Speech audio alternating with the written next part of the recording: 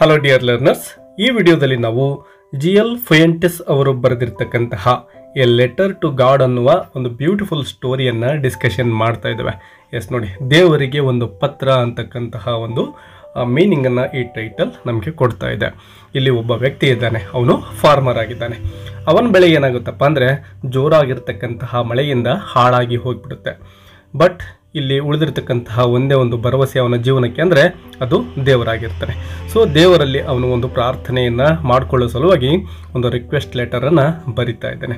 So ಆ ಲೆಟರನ್ನು ಯಾವ ರೀತಿ ಬರೀತಾನೆ ಮತ್ತು ಆ ಲೆಟರ್ ಬರೆದ ನಂತರದಲ್ಲಿ ಆಗ್ತಕ್ಕಂತಹ ಘಟನೆಗಳು ಏನು ಅಂತಕ್ಕಂಥದ್ದೇ ಈ ಒಂದು ಸ್ಟೋರಿಯ ಮುಖ್ಯವಾಗಿರ್ತಕ್ಕಂತಹ ಘಟನೆಗಳಾಗಿದ್ದಾವೆ. ಬನ್ನಿ ಈ ಒಂದು ಸ್ಟೋರಿಯನ್ನು ಡೀಟೇಲ್ ಆಗಿ ನಾವು ಕಲಿತಾ ಹೋಗೋಣ.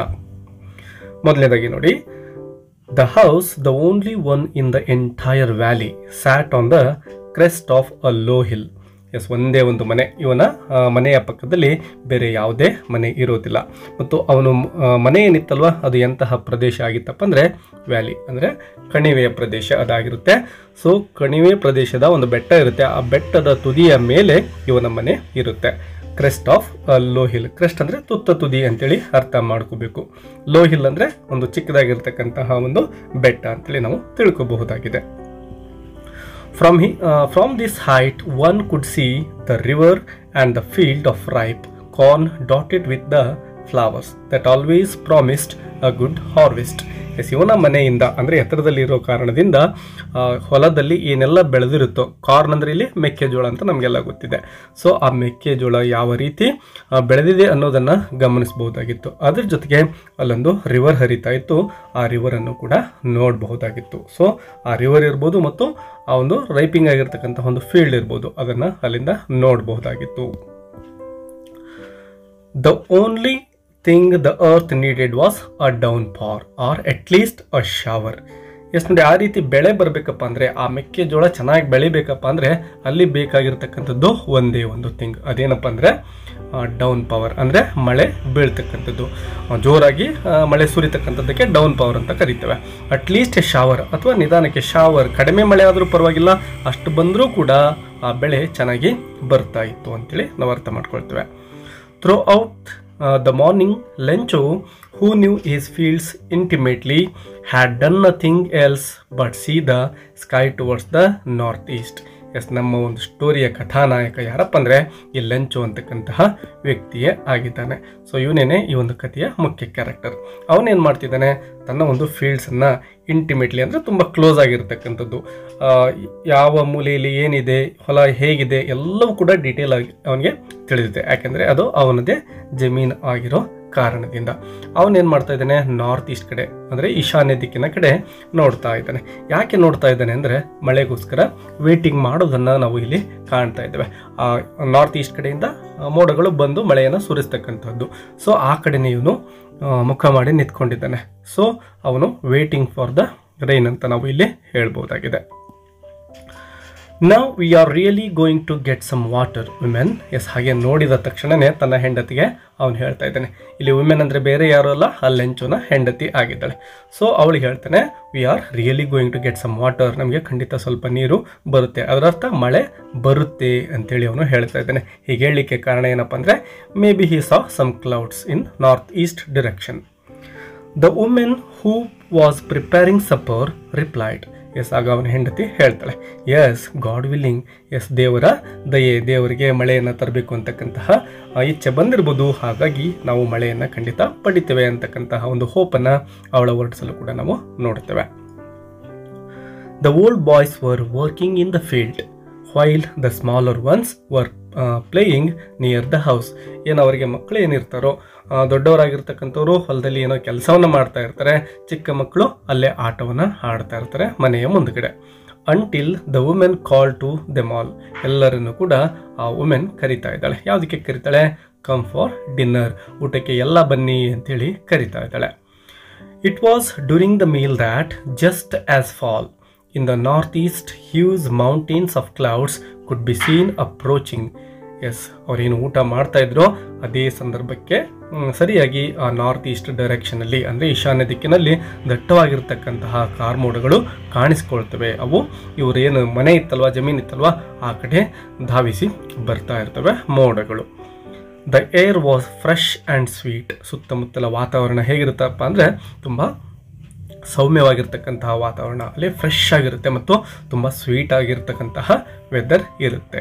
ಮೋಡ ಕವಿದ ವಾತಾವರಣ ಆಗಿರೋ ಕಾರಣ ಅಲ್ಲಿ ಹೆಚ್ಚಾಗಿ ಬಿಸಿಲಿಲ್ಲ, ಹಾಗಾಗಿ ತುಂಬ ಹಿತಕರವಾಗಿರ್ತಕ್ಕಂತಹ ವಾತಾವರಣ ಅಲ್ಲಿ ಕಂಡು ಬರ್ತಾ ಇತ್ತು.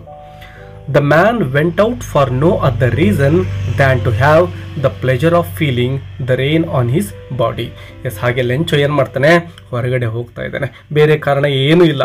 ಏನಾದರೂ ಮಳೆ ಬಿದ್ದರೆ ತನ್ನ ಬಾಡಿಯ ಮೇಲೆ ಆ ಮಳೆ ಹನಿಗಳನ್ನು ಪಡಿಬೇಕು ಅಂತಕ್ಕಂತಹ ಒಂದು ಆಸೆ ಇದೆ. ಅದರಲ್ಲಿ ಅವನಿಗೆ ತುಂಬ ಪ್ಲೆಜರ್ ಅಥವಾ ಸಂತೋಷ ಇರುತ್ತೆ. ಹಾಗಾಗಿ ಆ್ಯಂಡ್ ವೆನ್ ಹಿ ರಿಟರ್ನ್ಡ್ ಹಿ ಎಕ್ಸ್ಕ್ಲೇಮ್ಡ್. ಆ ರೀತಿ ಮಳೆ ಹನಿಗಳನ್ನು ಬಾಡಿ ಮೇಲೆ ಬೀಳಿಸಿಕೊಂಡು ಮತ್ತೆ ಒಳಗಡೆ ಬರ್ತಾನೆ.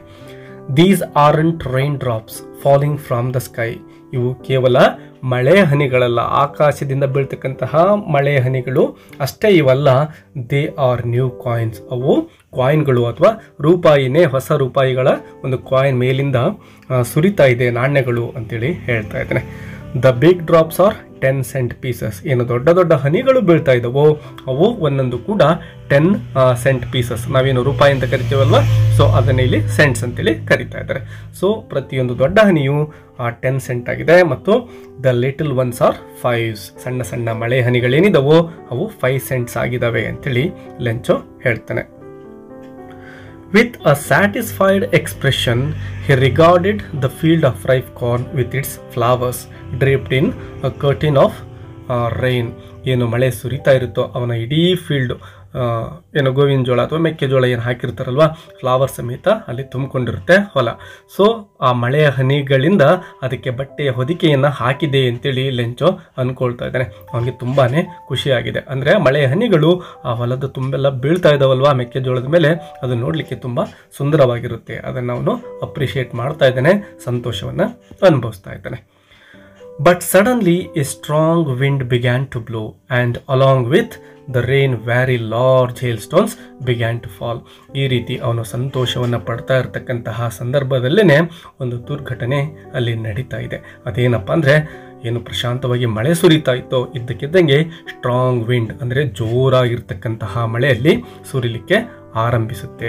ಇದರಿಂದ ಏನಾಗುತ್ತೆ, ಅವನ ಬೆಳೆ ಎಲ್ಲ ಹಾನಿಯಾಗಲಿಕ್ಕೆ ಸಂಭವ ಇರುತ್ತೆ.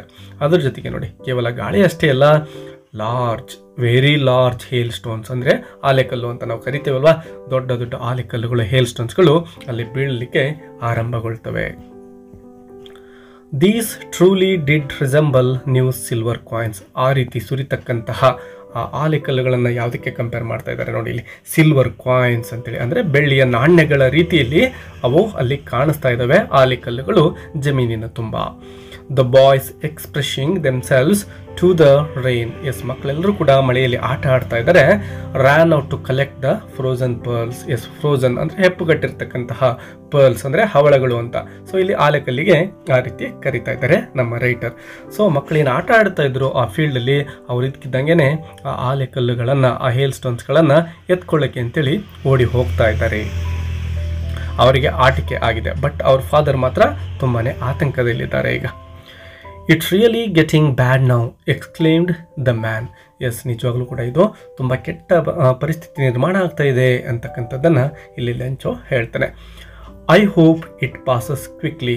ಎಸ್, ನನಗೆ ಭರವಸೆ ಇದೆ ಇದು ಬೇಗ ಹೋಗುತ್ತೆ. ಅಂದರೆ ಏನು ಜೋರಾಗಿ ಗಾಳಿ ಬೀಸ್ತಾ ಇತ್ತೋ ಅದು ನಿಲ್ಲುತ್ತೆ ಮತ್ತು ಈ ಹೇಲ್ ಸ್ಟೋನ್ಗಳು ಏನು ಬೀಳ್ತಾ ಇದ್ದಾವೋ ಅವು ಸ್ಟಾಪ್ ಆಗ್ತವೆ ಅಂತಕ್ಕಂತಹ ಒಂದು ಹೋಪ್ ಅವನಲ್ಲಿ ಕಾಣ್ತಾ ಇದ್ದಾವೆ.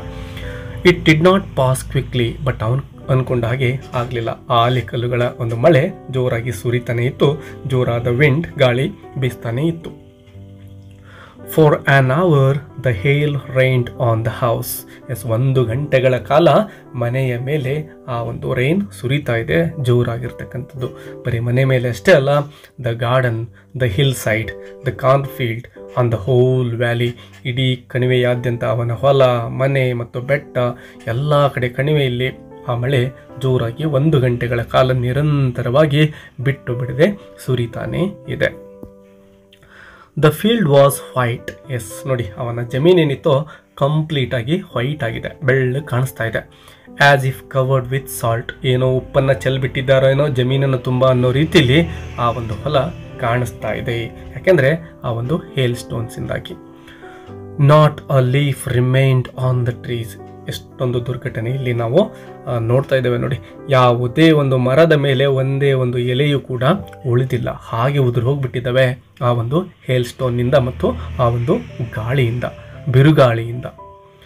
The corn was totally destroyed. ಅವನ ಬೆಳೆ ಏನಿತ್ತೋ ಆ ಒಂದು ಮೆಕ್ಕೆಜೋಳದ ಜಮೀನು ಕಂಪ್ಲೀಟ್ ಆಗಿ ಹಾಳಾಗಿ ಹೋಗ್ಬಿಟ್ಟಿದೆ.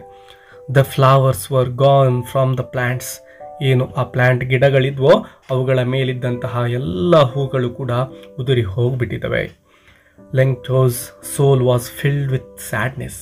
ತುಂಬ ಬೇಸರದಿಂದ ಅವನು ಅಲ್ಲಿ ನಿಂತ್ಕೊಂಡಿದ್ದಾನೆ. When the storm had passed he stood in the middle of the field and said to his sons. ಏನು ಕಂಪ್ಲೀಟಾಗಿ ಜೋರಾಗಿರ್ತಕ್ಕಂತಹ ಮಳೆ, ಬಿರುಗಾಳಿ ಎಲ್ಲವೂ ಮುಗಿದಾದ್ಮೇಲೆ ತನ್ನ ಹೊಲದ ಮಧ್ಯದಲ್ಲಿ ಅವನು ಹೋಗ್ತಾ ಇದ್ದಾನೆ. ಅಲ್ಲಿ ಹೋಗ್ಬಿಟ್ಟು ತನ್ನ ಮಕ್ಕಳಿಗೆ ಹೇಳ್ತಾ ಇದ್ದಾನೆ ದುಃಖದಲ್ಲಿ. ಏನು ಹೇಳ್ತಾನೆ ನೋಡಿ. A plague of locusts would have left more than this. Yes, ಈ ಲೋಕಸ್ಟ್ ಅಥವಾ ನಾವು ಚಿಟ್ಟೆಗಳು ಅಂತ ಏನು ಕರಿತೀವೋ ಅವುಗಳೇನಾದರೂ ಬೆಳೆಯ ಮೇಲೆ ಹಾಳಿ ಮಾಡಿದರೆ ಇಷ್ಟೊಂದು ಹಾಳಾಗ್ತಾ ಇರಲಿಲ್ಲ. ಅವು ಎಷ್ಟು ಬೇಕೋ ಅಷ್ಟು ತಿಂದು ಸ್ವಲ್ಪನಾದರೂ ಉಳಿಸಿ ಹೋಗ್ತಾ ಇದ್ವು. ಅದಕ್ಕಿಂತನೂ ತುಂಬ ಹಾನಿ ಈಗಾಗಿದೆ ಅಂತಕ್ಕಂಥದ್ದನ್ನು ಲೆಂಚೋ ತನ್ನ ಮಕ್ಕಳಿಗೆ ಹೇಳ್ತಾನೆ. The hail has left nothing. Yes, ಈ ಒಂದು ಆಲೆಕಲ್ಲು ಸಹಿತ ಮಳೆ ಏನಿತ್ತೋ ಏನನ್ನೂ ಉಳಿಸಿಲ್ಲ, ಎಲ್ಲವನ್ನೂ ನಾಶ ಮಾಡಿಬಿಟ್ಟಿದೆ ಅಂತೇಳಿ ಲೆಂಚೋ ಹೇಳ್ತಾ ಇದ್ದಾನೆ. This year we will have no corn. ಈ ವರ್ಷವೂ ಕೂಡ ನಮಗೆ ಮೆಕ್ಕೆಜೋಳ ಅಂದರೆ ಬೆಳೆದಿರ್ತಕ್ಕಂತಹ ಬೆಳೆ ನಮ್ಮ ಕೈಗೆ ಸಿಗೋದಿಲ್ಲ ಅಂತಕ್ಕಂಥದ್ದನ್ನು ತುಂಬಾ ದುಃಖದಲ್ಲಿ ಲೆಂಚೋ ತನ್ನ ಮಕ್ಕಳಿಗೆ ಹೇಳ್ತಾ ಇದ್ದಾನೆ. That night was A sorrowful one. Sorrowful ಅಂದರೆ ತುಂಬ ಭಯಂಕರವಾಗಿರ್ತಕ್ಕಂತಹ ದುಃಖ.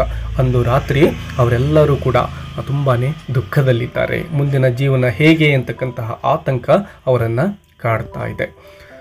All our work for nothing. ಇಷ್ಟು ದಿನ ಕಷ್ಟಪಟ್ಟಿದ್ದೆಲ್ಲವೂ ಕೂಡ ವ್ಯರ್ಥ ಆಗೋಯ್ತು, ನಾವು ಮಾಡಿದಂತಹ ಕೆಲಸ ಯಾವುದಕ್ಕೂ ಯೂಸ್ ಆಗಲಿಲ್ಲ ಅಂತಕ್ಕಂತಹ ದುಃಖದ ಮಾತುಗಳನ್ನು ಲೆಂಚೋ ಹೇಳ್ತಾನೆ.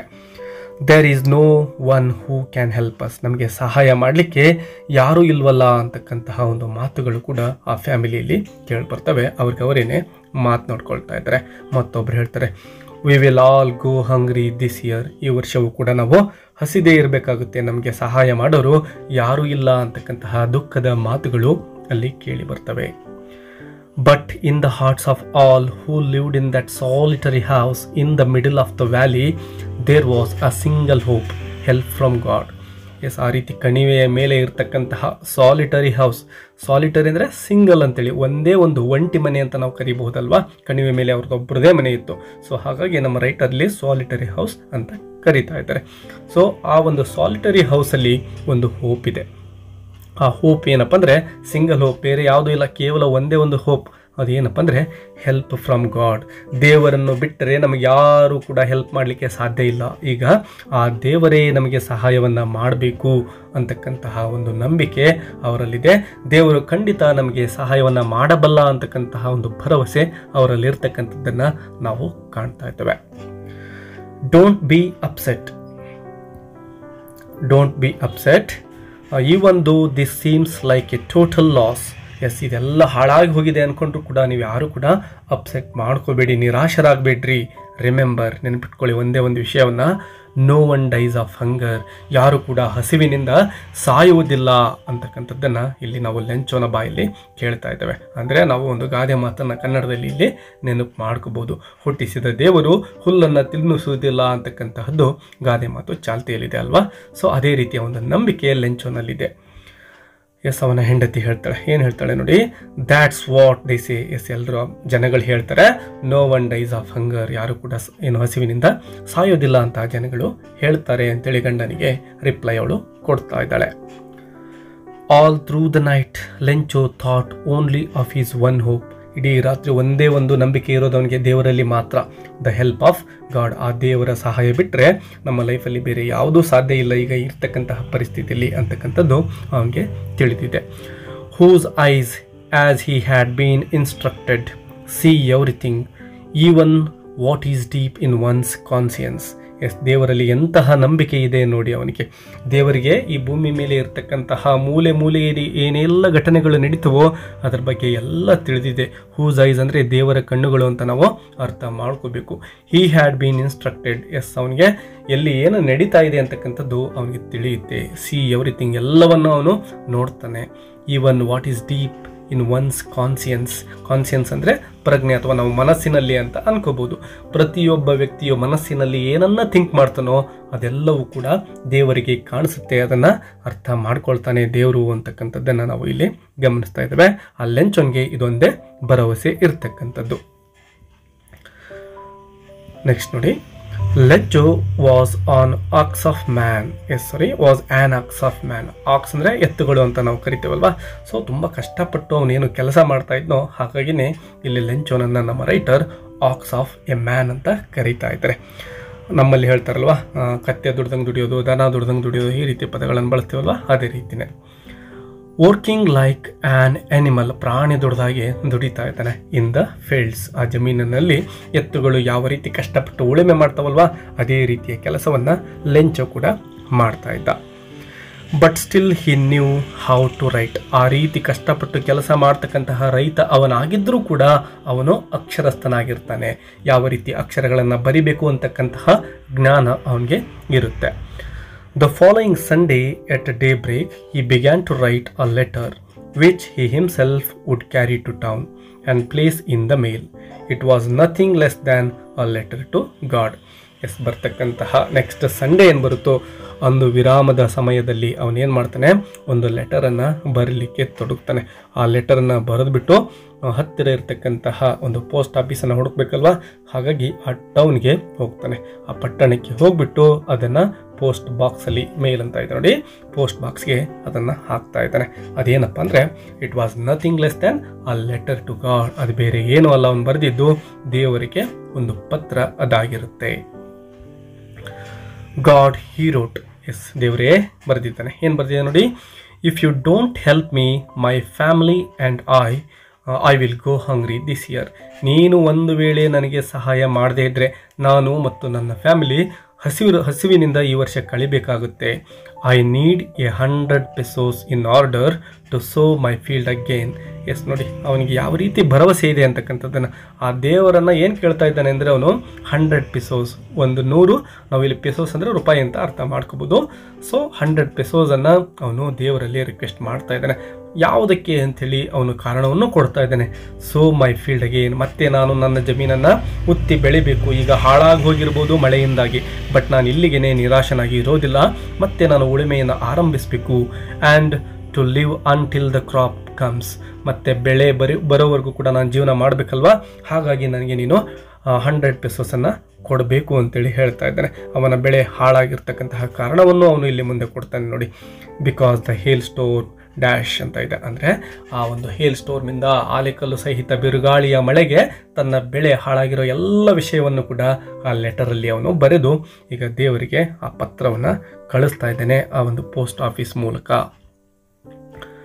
ನೆಕ್ಸ್ಟ್ ನೋಡಿ, he wrote to god. Yes, to ಅಡ್ರೆಸ್ಸಲ್ಲಿ ಏನು ಬರಿತಾ ಇದ್ದಾನೆ, ಟು ಗಾಡ್, ದೇವರಿಗೆ ಅಂತೇಳಿ ಬರಿತಾ ಇದ್ದಾನೆ on the envelope. But the letter inside and still troubled. Put the letter inside and still troubled. ಆ ಒಂದು ಎನ್ವೆಲಾಪ್ ತೆಗೆದುಕೊಂಡು ಅದರ ಒಳಗಡೆ ಲೆಟರನ್ನು ಹಾಕಿದ್ದಾನೆ. ಆದರೆ ಅವನ ಮನಸ್ಸಿನಲ್ಲಿ ಇನ್ನೂ ಕೂಡ ಆತಂಕ ಹಾಗೆ ಇದೆ. ವೆಂಟ್ ಟು ಟೌನ್, ಹಾಗೆ ಪಟ್ಟಣಕ್ಕೆ ಹೋಗ್ತಾನೆ. At the post office he placed a stamp on the letter and dropped it into the mailbox. ಆ ಲೆಟರನ್ನು ತೆಗೆದುಕೊಂಡು ಎಲ್ಲಿಗೆ ಹೋಗ್ತಾನೆ, ಪಟ್ಟಣಕ್ಕೆ ಹೋಗಿ ಪೋಸ್ಟ್ ಆಫೀಸಲ್ಲಿ ಲೆಟರ್ನ ಹಾಕ್ತಾ ಇದ್ದಾನೆ ಇಲ್ಲಿ. ಒನ್ ಆಫ್ ದ ಎಂಪ್ಲಾಯೀಸ್ ಅಂದರೆ ಅಲ್ಲಿ ಕೆಲಸ ಮಾಡ್ತಕ್ಕಂಥವ್ರು, ಪೋಸ್ಟ್ ಆಫೀಸಲ್ಲಿ ಕೆಲಸ ಮಾಡ್ತಕ್ಕಂಥ ಒಬ್ಬ postman. Who was a postman and also helped at the post office. Yes, ಬೇರೆ ಯಾರಾದರೂ ಕಸ್ಟಮರ್ಸ್ ಬಂದರೆ, ಅಂದರೆ ಪೋಸ್ಟ್ ಮಾಡಲಿಕ್ಕೆ ಯಾರಾದರೂ ಬಂದರೆ, ಅವ್ರಿಗೆ ಓದೋಕ್ಕೆ ಬರೆಯೋಕ್ಕೆ ಬರದೇ ಇದ್ದರೆ ಅವ್ರಿಗೆ ಹೆಲ್ಪ್ ಮಾಡ್ತಕ್ಕಂತಹ ಕೆಲಸವನ್ನು ಈ ವ್ಯಕ್ತಿ ಮಾಡ್ತಾ ಇರ್ತಾನೆ, postman. Went to his boss laughing heartily and showed him the letter to God. ಅವನೇನು ಮಾಡ್ತಾನೆ, ಆ ಲೆಂಚೋ ಏನು ಮೇಲ್ ಬಾಕ್ಸ್ ಒಳಗಡೆ ಹಾಕಿರ್ತಾನಲ್ವ ಲೆಟರ್, ಅದನ್ನು ತೆಗೆದುಕೊಂಡು ಮೇಲೆ ಇರ್ತಕ್ಕಂತಹ ಆ ಟು ಅಡ್ರೆಸ್ ಏನಿರುತ್ತೋ, ಅಂದರೆ ದೇವರಿಗೆ ಅಂತ ಏನು ಬರೆದಿರ್ತಾನೋ ಅದನ್ನು ತೆಗೆದುಕೊಂಡು ಲಾಫಿಂಗ್ ಹಾರ್ಟ್ ಇಲ್ಲಿ ತುಂಬ ತಮಾಷೆಯಿಂದ ಜೋರಾಗಿ ನಗ್ತಾನೆ. ಮತ್ತು ಆ ಲೆಟರನ್ನು ತೆಗೆದುಕೊಂಡು ಹೋಗಿ ಪೋಸ್ಟ್ ಮಾಸ್ಟರ್ ಅಂದರೆ ಅವನ ಬಾಸ್ ಏನಿರ್ತಾನೋ ಪೋಸ್ಟ್ ಆಫೀಸಲ್ಲಿ ಅವನಿಗೆ ತೋರಿಸ್ತಾ ಇದ್ದಾನೆ. Never in his career as a postman had he known that address. ಜೀವನದಲ್ಲಿ ಆ ರೀತಿಯ ಅಡ್ರೆಸ್ಸನ್ನು ಅಂದರೆ ದೇವರಿಗೆ, ಆ ದೇವರ ಅಡ್ರೆಸ್ಗೆ ಯಾರು ಕೂಡ ಲೆಟರ್ನ ಇಲ್ಲಿವರೆಗೂ ಬರದೇ ಇಲ್ಲ. ಪ್ರಥಮ ಬಾರಿಗೆ ಆ ತರಹದ ಲೆಟರ್ನ ಅವನು ನೋಡ್ತಾ ಇದ್ದಾನೆ. The postmaster a fat amiable fellow. Fat ಅಂದರೆ ತುಂಬ ಡುಮ್ಮಕ್ಕೆ ಇರ್ತಾನೆ, ಫ್ಯಾಟ್ ಆಗಿರ್ತಾನೆ. ಏಮಿಯೇಬಲ್ ಅಂದರೆ ಫ್ರೆಂಡ್ಲಿ ವ್ಯಕ್ತಿ ಅಂತ. ಸೊ ಆ ಪೋಸ್ಟ್ ಮಾಸ್ಟರ್ ಏನಿದ್ದ ಪೋಸ್ಟ್ ಆಫೀಸಲ್ಲಿ ತುಂಬ ಫ್ಯಾಟ್ ಆಗಿರೋ ವ್ಯಕ್ತಿ ಅವನಾಗಿರ್ತಾನೆ, ಬಟ್ ತುಂಬಾ ಫ್ರೆಂಡ್ಲಿ ಪರ್ಸನ್ ಅವನಾಗಿರ್ತಾನೆ, ತುಂಬ ಒಳ್ಳೆಯ ವ್ಯಕ್ತಿ ಅವನಾಗಿರ್ತಾನೆ. Also broke out laughing. ಅವನು ಕೂಡ ಈ ಒಂದು ಟು ಅಡ್ರೆಸ್ಸನ್ನು ನೋಡಿ ಜೋರಾಗಿ ನಗಲಿಕ್ಕೆ ತೊಡಗುತ್ತಾನೆ. But almost immediately he turned serious. ಇದಕ್ಕಿದ್ದಾಗೆ ನಗ್ತಾ ಇದ್ದವನು ಒಂದೇ ಕ್ಷಣಕ್ಕೆ ತುಂಬ ಸೀರಿಯಸ್ ಆಗ್ತಾನೆ. ಅವನ ಮುಖದಲ್ಲಿ ಸ್ವಲ್ಪ ಗಂಭೀರತೆ ಬರ್ತಾ ಇದೆ. And tapping the letter on his desk. ಕೈಯಲ್ಲಿ ಹಿಡಿದುಕೊಂಡು ಆ ಲೆಟರ್ನ ಟೇಬಲ್ ಮೇಲೆ ಹಾಗೆ ಕುಗ್ತಾ ಇದ್ದಾನೆ. ಕಮೆಂಟೆಡ್ ಹೇಳ್ತಾನೆ, ವಾಟ್ ಫೇತ್. ಆಹಾ, ಎಂಥ ನಂಬಿಕೆ. I wish I had the faith of the man. ನನಗೂ ಕೂಡ ಈ ವ್ಯಕ್ತಿ ದೇವರಲ್ಲಿ ಯಾವ ರೀತಿ ನಂಬಿಕೆಯನ್ನು ಇಟ್ಟಿದ್ದನೋ ಅಂತಹ ನಂಬಿಕೆ ನನಗೂ ಕೂಡ ಬೇಕು. ಎಷ್ಟೊಂದು ಅಗಾಧವಾದ ನಂಬಿಕೆ ಅವನಿಗೆ ಇದೆ.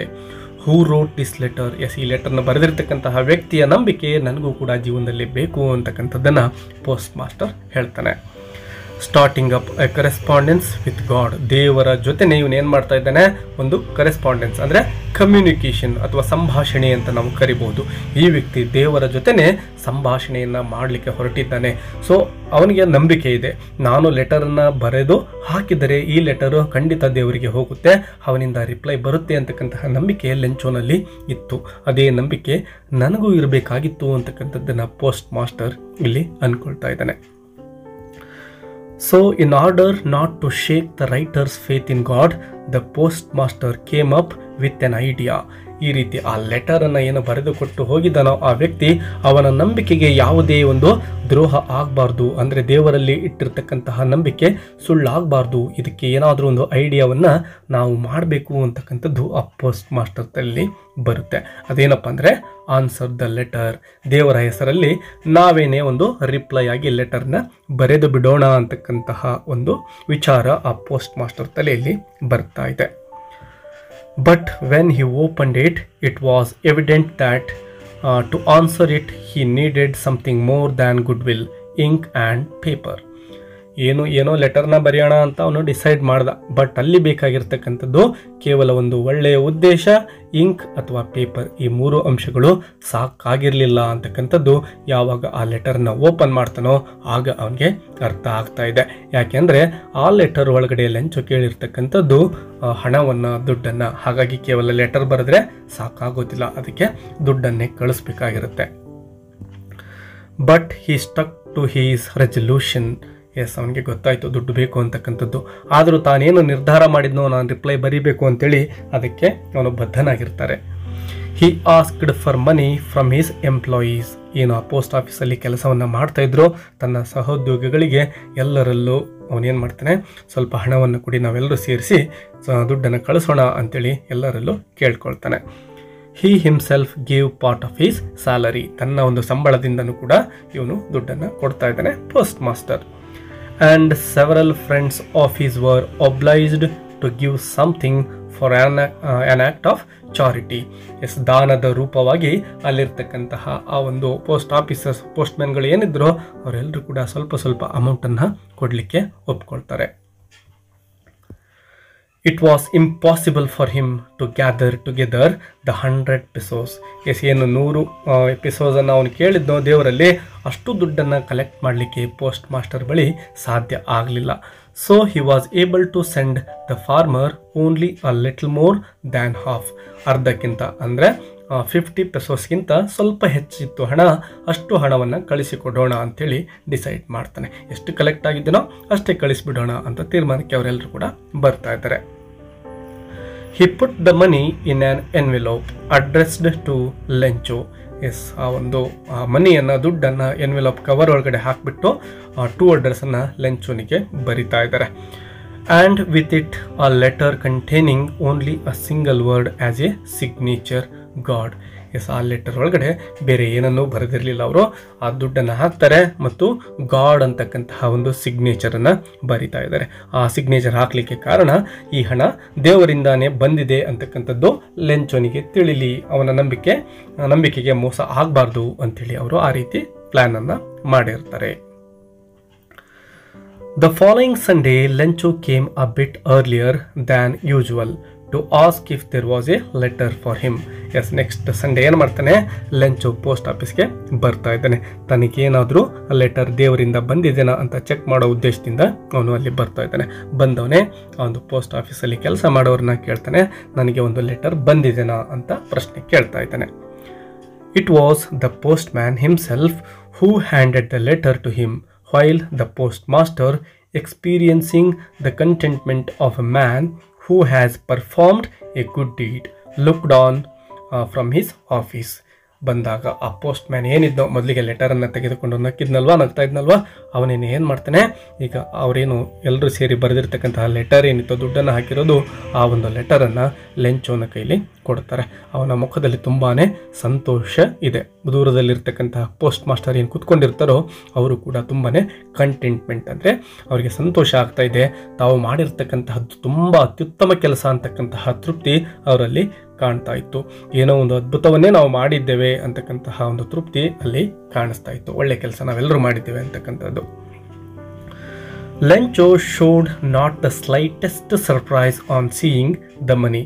ಲೆಂಚೋ ಯಾವಾಗ ಆ ಲೆಟರನ್ನು ಓಪನ್ ಮಾಡಿ ಒಳಗಡೆ ನೋಡ್ತಾನೋ ಅಲ್ಲಿ ದುಡ್ಡಿರುತ್ತೆ. ಸ್ವಲ್ಪನೂ ಕೂಡ ಲೆಂಚೋಗೆ ಸರ್ಪ್ರೈಸ್ ಆಗೋದಿಲ್ಲ. ಏನಪ್ಪ ದೇವರು ನನಗೆ ದುಡ್ಡು ಕಳಿಸಿದ್ದಾನೆ ಅಂತಕ್ಕಂಥದ್ದು ಅವನಿಗೆ ಆಶ್ಚರ್ಯ ಆಗೋದಿಲ್ಲ. ಯಾಕೆಂದರೆ ಅವನಿಗೆ 100% ನಂಬಿಕೆ ಇದೆ, ನಾನೀಗೇನು ಪತ್ರವನ್ನು ದೇವರಿಗೆ ಕಳಿಸಿದ್ದೇನೋ ಖಂಡಿತ ದೇವರು ನನಗೆ 100 ಪೀಸೋಸನ್ನು ಲೆಟರ್ ಮೂಲಕ ಕಳಿಸ್ತಾನೆ ಅಂತಕ್ಕಂಥದ್ದು 100% ಅವನಿಗೆ ಶ್ಯೂರಿಟಿ ಇತ್ತು. ಹಾಗಾಗಿ ಸಚ್ ವಾಚ್ ಹೀಸ್ ಕಾನ್ಫಿಡೆನ್ಸ್, ಅಷ್ಟೊಂದು ಕಾನ್ಫಿಡೆನ್ಸ್ ನಂಬಿಕೆ ಅವನಲ್ಲಿತ್ತು. But he became angry when he counted the money.